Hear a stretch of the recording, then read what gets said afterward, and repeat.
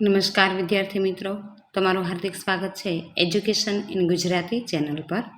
આજનો આપણો વિષય છે ધોરણ 6 વિષય હિન્દી। તેમાં જોઈએ ચેપ્ટર नंबर 8, તેમનું નામ છે राजा का हिस्सा। साहित्य प्रकार कहानी है। प्रश्न पहला है, निम्नलिखित प्रत्येक प्रश्न के उत्तर के लिए दिए गए विकल्पों में से सही विकल्प चुनकर लिखिए। पहला है राजा भोज बड़े खाली जगह है थे, उत्तर है प्रजावत्सल। दूसरा है राजा अपने रानी के पास खाली जगह पर सवार होकर राज्य का भ्रमण कर रहे थे, जवाब है रथ। तीसरा है राजा किसान को क्या देना चाहते थे, बैल। राजा ने खेत के जिस भाग को जोता था उसमें क्या लगा था, मोती। रिक्त स्थान की पूर्ति कीजिए। पहला है काम के प्रति किसान की लगन देखकर राजा बहुत प्रभावित हुए। दूसरा है राजा भोज लोगों की कठिनाइयों को दूर किया करते थे। तीसरा है भ्रमण करते हुए राजा भोज राजधानी से बहुत दूर निकल गए। चौथा है किसान ने सारे मोती राजा भोज के चरणों में रख दिए। तीसरा प्रश्न है सही वाक्य के सामने सही का और गलत के सामने गलत का निशान लगाइए। पहला है खेत के बाकी के हिस्से में उम्दा किस्म के गेहूं थे, यह वाक्य सही है। दूसरा है किसान के मोती गरीबों की भलाई के काम में लेने की प्रार्थना की, यह वाक्य भी सही है। तीसरा है राजा ने किसान की विनती सुनकर भी मोती स्वीकार नहीं किए, यह वाक्य गलत है। प्रश्न चौथा है निम्नलिखित प्रश्न के एक दो वाक्य में उत्तर लिखिए। पहला है राजा भोज लोगों की कठिनाइयों को किस प्रकार से दूर किया करते थे, उसका उत्तर है राजा भोज स्वयं राज्य में घूम घूम कर प्रजा की कठिनाइयों को देखा करते थे और उन्हें यथासंभव दूर किया करते थे। दूसरा है किसान का हल कौन कौन खींच रहा था, किसान का हल उसकी स्त्री और एक बैल खींच रहा था। तीसरा है राजा भोज ने किसान के पास जाकर क्या किया, राजा भोज ने किसान के पास जाकर कहा कि भले आदमी तुम यह क्या अत्याचार कर रहे हो, भला कहीं स्त्री को भी कोई हल में जोत जाता है। चौथा प्रश्न है किसान की पत्नी खेती के काम में क्यों मदद कर रही थी, किसान की पत्नी खेती के काम में मदद कर रही थी क्योंकि उसका एक बैल मर गया था और दूसरा बैल खरीदने के लिए उसके पास धन नहीं था। पांचवा है किसान राजा द्वारा दिया गया बैल लाने के लिए खुद तैयार क्यों नहीं हुआ, किसान राजा द्वारा दिया गया बैल लाने के लिए खुद तैयार नहीं हुआ क्योंकि राजा का बैल आने तक उसे अपना काम रोकना मंजूर नहीं था। छठा है बैल लाने के लिए राजा ने किसान को किस प्रकार राजी किया, इसका उत्तर है बैल लाने के लिए किसान को राजी करने के लिए राजा स्वयं किसान की पत्नी की जगह हल में जुड़ गए और खेत जोतने लगे। सातवां है राजा भोज द्वारा दो बैल मिलने पर किसान की फसल में क्या फर्क हुआ, राजा भोज के दो बैल मिलने पर खेत में हल चलाना सरल हो गया, इस वजह से इस बार अच्छी फसल हुई थी। आठवां प्रश्न है रानी ने किसान की पत्नी को दोनों बैल क्यों दे दिए, रानी ने किसान की पत्नी को दोनों बैल दे दिए क्योंकि किसान का कमजोर बैल राजा के बैल का साथ नहीं दे सकता था। प्रश्न 9वां है राजा भोज किसान से मोती स्वीकार करने के लिए मना क्यों करते हैं, राजा के अनुसार वे मोती किसान के खेत में उगे थे और वही उसका सही हकदार था, इसलिए राजा वे मोती स्वीकार करने से मना कर रहे थे। 10वां प्रश्न है किसान खेती के लिए किन किन साधनों का उपयोग करते हैं, किसान खेती के लिए हल, बैल, फावड़ा, कुदाली, ट्रैक्टर आदि साधनों का उपयोग करते हैं। 11वां प्रश्न है किसान खेती करके कौन कौन सी फसलें पैदा करते हैं, किसान खेती करके गेहूँ, जौ, चना, मक्का, बाजरा, गन्ना, सरसों, चावल, विभिन्न दालों और सब्जियों की फसलें पैदा करते हैं। 12वां प्रश्न है किसान हमें किस प्रकार उपयोगी है, किसान खेती करके तरह तरह के अनाज और सब्जियां पैदा करते हैं जिससे सभी को खाद्य पदार्थ प्राप्त होते हैं। 13वां प्रश्न है आपके गांव के आसपास में कौन सी फसलें ज़्यादा पैदा होती है, यह उत्तर विद्यार्थी अपने परिस्थिति के अनुसार लिखेंगे। 14वां प्रश्न है आप बैलगाड़ी में बैठकर घूमना चाहेंगे या मोटर गाड़ी में, क्यों, यह उत्तर भी विद्यार्थी अपनी परिस्थिति के अनुसार लिखेंगे। 15वां प्रश्न है, आपके गांव की खेती में क्या क्या उत्पादन हुआ और उसे बेचने की व्यवस्था कहाँ है? यह उत्तर भी विद्यार्थी अपनी परिस्थिति के अनुसार लिखेंगे। प्रश्न 5वां है, निम्नलिखित प्रश्नों के उत्तर लिखिए। उसमें पहला है, राजा भोज ने भ्रमण करते हुए क्या देखा? उसका उत्तर है, राजा भोज ने भ्रमण करते हुए देखा कि एक खेत में एक किसान हल जोत रहा है, मगर उसके हल में एक ही बैल है। दूसरे बैल के स्थान पर उसकी स्त्री हल खींच रही है। दूसरा है प्रश्न, किसान शर्मिंदा क्यों हो गया? किसान को ज्ञात नहीं था कि अपने बैल देकर जिसने उसकी सहायता की है वह अन्य कोई नहीं, खुद राजा भोज है। इसलिए जब राजा ने किसान को अपना परिचय दिया तब वह शर्मिंदा हो गया। तीसरा प्रश्न है, किसान के क्या कहने पर राजा भोज ने मोती स्वीकार किए? किसान ने राजा भोज से कहा कि मेरे खेत में उगे मोती आपके ही परिश्रम का फल है, इसलिए आप इनका स्वीकार कर लें। यदि आप इन्हें स्वीकार नहीं करते हैं तो इन्हें राजकोष में जमा कर लीजिए और गरीबों की भलाई के लिए काम में लें। राजा किसान की यह बात सुनकर प्रसन्न हुए और उन्होंने मोती स्वीकार कर लिए। चौथा प्रश्न है, राजा भोज ने किसान से क्यों प्रभावित हुए? किसान के पास एक ही बैल था, इसलिए वह अपनी पत्नी को दूसरी बैल की जगह हल में जोतकर हल चला रहा था।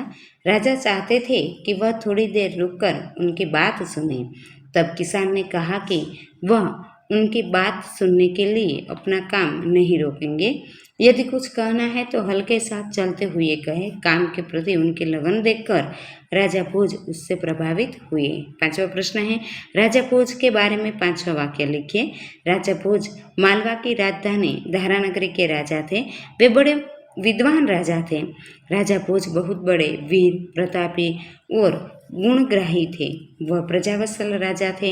उनकी पत्नी का नाम लीलावती था, जो बहुत बड़ी विदुषी थी। इनकी विद्वता के कारण जनमानस में एक कहावत प्रचलित हुई कि कहाँ राजा भोज और कहाँ गंगू तेली।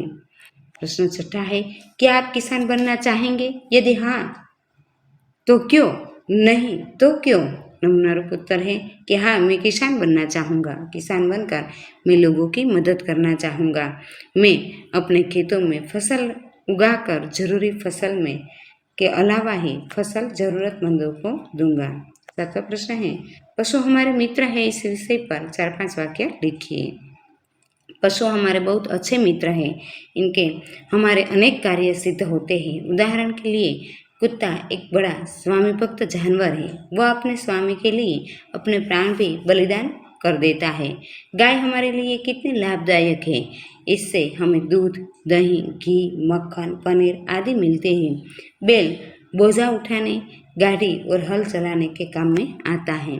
8वां प्रश्न है, किसान के बारे में 8-10 वाक्य लिखिए। किसान का जीवन बहुत कठिन है। वह अपने खेतों में लंबे समय तक कार्य करता है। वह कठोर मौसम की परवाह किए बिना कार्य करता है। चाहे सर्दी हो या गर्मी या फिर चाहे बरसात हो रही हो, उसका ध्यान अपने फसल में ही लगा रहता है। वह खेतों में बड़ी मेहनत करता है तथा अपनी मेहनत के बल पर ही अपना जीवन व्यतीत करता है। भारत किसानों और गांवों का देश है। यहाँ 65% जनसंख्या आज भी कृषि कार्य में लगी रहती है। अनेक औद्योगिक संस्थाएं किसानों पर ही निर्भर रहती है। किसान कठिन परिश्रम, सादगी और सत्यता का उदाहरण है। वह अन्नदाता है। प्रश्न नंबर 6, निम्नलिखित वाक्यों को कौन किससे कहता है बताइए। पहला है, भले आदमी तुम यह क्या अत्याचार कर रहे हो? भला कहीं स्त्री को भी हल में जोता जाता है? यह वाक्य राजा भोज ने किसान से कहा। दूसरा है, जो कहना है मेरे साथ चलते चलते कहो, मेरा कार्य क्यों रोक रहे हो? यह वाक्य किसान ने राजा भोज से कहा। तीसरा है, भले आदमी इस प्रकार तो तुम्हारी पत्नी थक जाएंगी और थकावट की वजह से कोई दूसरा कार्य भी नहीं कर सकेंगी। यह वाक्य राजा भोज ने किसान से कहा। चौथा है, ये मोती तुम्हारे खेत में उगे हैं, इन पर तुम्हारा हक है। यह वाक्य राजा भोज ने किसान से कहा। 5वां है, नहीं महाराज, आप इन्हें राजकोष में जमा कर ले और गरीबों की भलाई के लिए काम में ले। यह वाक्य किसान ने राजा भोज से कहा। प्रश्न 7वां है, निम्नलिखित शब्दों के समानार्थी शब्द लिखिए। पहला स्वयं यानी खुद, कमजोर यानी निर्बल, दिक्कत यानी बाधा, भ्रमण घूमना, प्रजावत्सल प्रजा प्रेमी, राजा यानी नरेश ग्रुप, नृप प्रसन्न, खुश, क्षमा, माफी, परिश्रम, मेहनत। अगला प्रश्न है निम्नलिखित शब्दों के विलोम शब्द लिखिए। राजा रंग, प्रसन्न नाराज, कमजोर मजबूत, अधिकार अनाधिकार, स्वीकार अस्वीकार, गरीब अमीर। प्रश्न नंबर है निम्नलिखित मुहावरों का अर्थ देकर वाक्य में प्रयोग कीजिए। पहला है आंख खुलना यानी सही बात का ज्ञान होना। वाक्य है परीक्षा करीब आ गई थी फिर भी आंखें नहीं खुलती। दूसरा है आंख लगना एकदम से सो जाना। वाक्य है अधिक थकान के कारण लेटते ही मेरी आंख लग गई। आंख चुराना किसी से छुपते रहना, सही बात से टल जाना। वाक्य है महेश शिक्षक से आंख चुराने लगा। चौथा है आंख दिखाना यानी क्रोध करना। वाक्य है शरारत करने पर माँ ने बड़े भाई को आंख दिखाई। पांचवा है आंखों का तारा होना यानी बहुत प्रिय होना। वाक्य है बालक अपनी माँ की आंखों का तारा होता है। छठा है आंखों में चमक आना यानी प्रसन्न होना। मित्र को देखते ही मेरी आंखों में चमक आ गई। प्रश्न 10वां है नीचे दिए गए विशेषण शब्दों का उपयोग करके अर्थपूर्ण वाक्य बनाइए। उदाहरण है किसान के पास एक बैल था। पहला वाक्य है एक मेरे गांव में एक मंदिर है। दूसरा है प्रजावत्सल राजा भोज प्रजावत्सल राजा थे। तीसरा है बड़ा मेरा विद्यालय बड़ा है। चौथा है होनहार रमेश होनहार लड़का है। पांचवा है मीठा आम का फल मीठा होता है। छठा है मेहनती प्रिया मेहनती लड़की है। प्रश्न 11वां है शब्द को कोश क्रम में शब्दकोश के क्रम में लिखिए। पहला है किसान, खेत, प्रजा, प्रसन्न, फसल, बैल, राजा, स्त्री। 12वां है मातृभाषा में अनुवाद कीजिए। राजा भोज ने रथ रोका और किसान के पास जाकर कहा, भले आदमी तुम यह क्या अत्याचार कर रहे हो? भला कहीं स्त्री को भी हल में जोता जाता है? उत्तर है ભોજ રાજાએ રથ રોક્યો અને ખેડૂતની પાસે જઈને કહ્યું, ભલા માણસ તું આ કેવો અત્યાચાર કરી રહ્યો છે? અરે ક્યાંય સ્ત્રીને હળમાં जोतराती हसे? प्रश्न 13वां है नीचे दिए गए चित्र का वर्णन कीजिए और लिखिए। यह चित्र गांव का है। चित्र में कुछ कच्चे घर दिखाई दे रहे हैं। एक पेड़ भी है। किसान खेत से लौटने के बाद अपने पशुओं को चारा खिला रहा है। चित्र में 2 गायें हैं। गाय के गले में घंटी है। प्रश्न 14वां है सूचना अनुसार लिखिए। इसमें पहला है संयुक्ताक्षर से शब्द बनाइए। द प्लस य यानी द्य विद्यार्थी औद्योगिक। द प्लस व द्व द्वितीय द्वंद्व। तीसरा है ह प्लस न चिन्ह वन। चौथा है द प्लस द मुद्दा और मुकदमा। पांचवा है द प्लस ध्व शुद्ध बुद्धि। छठा है ह प्लस म ब्रह्म ब्रह्मांड। दूसरा है शब्दकोश का उपयोग करके नीचे दिए गए वर्णों से शुरू होने वाले 3 शब्द लिखिए। तरंगिणी, तरबूजा, ताकत। नजर, नवीन। तीसरा है भवन, भजन, भगिनी। चौथा है षटकोण, षटदर्शन। पांचवा है प्रभाव, प्रभाव, प्रसन्न। त्रिभुवन, त्रिनेत्र, त्रुटि। सातवां है ज्ञान, ज्ञात, ज्ञानी। आठवां है क्षते, क्षमा, क्षत्रिय। तीसरा है उचित जोड़ मिलाइए। मुहावरे है आँख खुलना यानी सही बात का ज्ञान होना। दूसरा है आँख लगना यानी एकदम से सो जाना। तीसरा है आँख चुराना यानी सही बात से टल जाना। चौथा है आँख दिखाना यानी क्रोध करना।